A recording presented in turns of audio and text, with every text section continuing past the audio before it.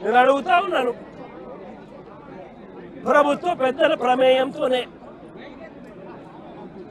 వారి సహకారంతోనే వారి ఆశీస్సులతోనే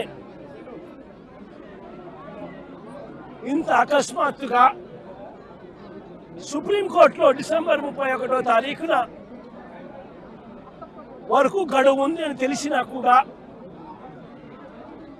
అధికార దుర్వినియోగం చేస్తూ వీళ్ళందరినీ రోడ్డు పాలు చేయడం జరిగింది.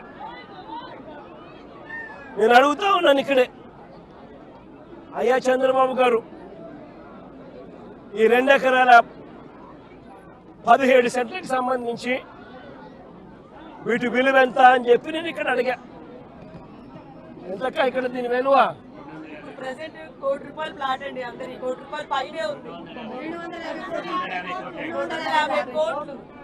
దాదాపుగా ఈ 2 ఎకరాల 17 సెంట్లు వీళ్ళు ఇల్లు కట్టుకొని ఏదైతే ఉంటా ఉన్నారో కరెంటు మార్కెట్ విలువ దాదాపుగా 150 కోట్ల పైచిలుకోట. 150 కోట్ల పైచిలుకు గల ఈ ప్రాపర్టీకి ప్రైవేట్ వ్యక్తులు దీంట్లోకి ఎంటర్ అయ్యారు.